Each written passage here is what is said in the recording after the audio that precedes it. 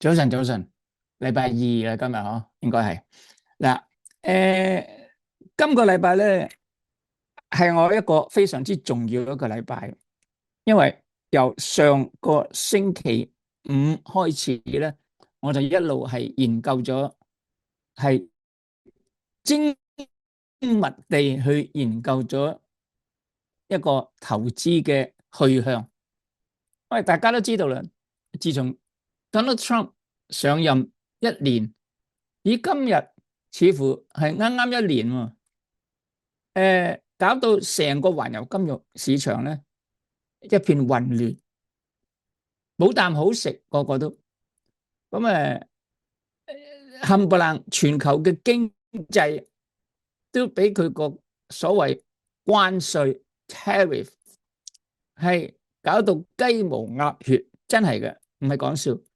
世上冇邊一個佢搞唔到，乎去到南極嘅，淨係得企鵝嘅一個地方都俾佢係徵收埋關稅嘅，真係笑死人啊！咁咧，所以即係亦都證明咧，美國係真係一窮二白，冇晒錢，而家要監粗你啊！其實由佢一拎個 tariff 出嚟，呢個 tariff 係針對所有出口去俾美國嘅過去嗰70-80年以來，OK，咁亦都佢係爭到中國死，因為好多啲出口都係中國去嘅，搞到佢咧就係年年都係入超，即係中國出口俾佢嘅數目大過佢入口嘅，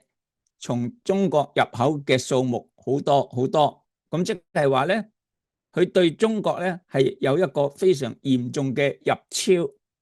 咁亦都咧對好多東南亞嘅專做製造業嘅，例如越南啊、柬埔寨啊、甚至乎馬來西亞、冚唪唥呢啲係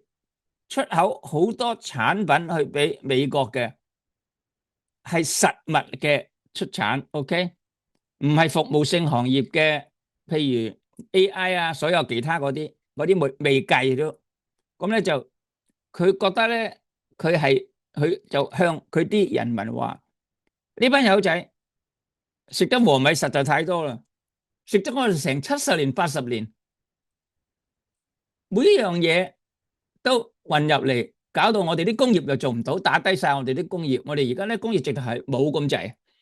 咁非常之憎恨，尤其是係要打低中國先，因為中國係爬緊上嚟取代美國嘅。OK，其實講到而家呢一分鐘，已經有好多嘢取代咗佢噶啦，係好肯定未來唔好講得太耐啊，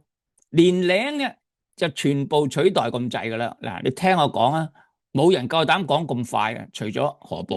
All right，嗱，所以咧，佢攞起個牌出嚟，排頭嗰個都係中國嘅，嗰個牌咧就寫住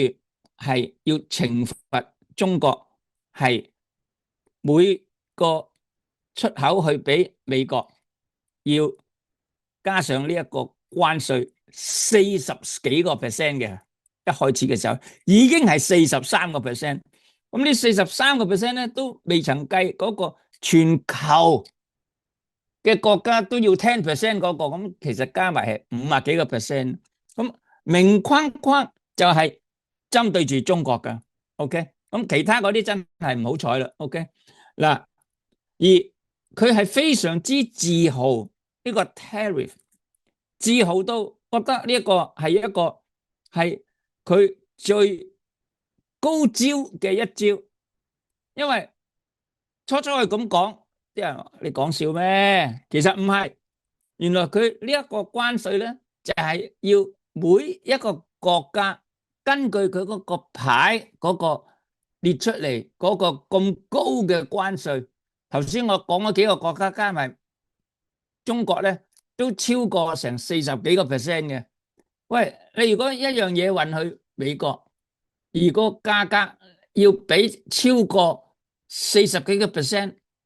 咁究竟啲廠家仲有冇錢賺咧？係咪先？當然係冇啦，唔使講啦。有都係似乎白做啦，啱唔啱啊？咁原來佢係靠呢一個關稅，你唔肯俾得，你過嚟逐個排住隊，唔該你哋嚟同我商討。咁所以咧，個個嗰啲最大嘅出口商，例如日本啦、南韓啦、冚唪唥呢啲國家，每年都出口好多去俾美國嘅。咁佢而家講成呢一個關稅就係我哋懲罰所有呢啲國家出口俾佢嘅。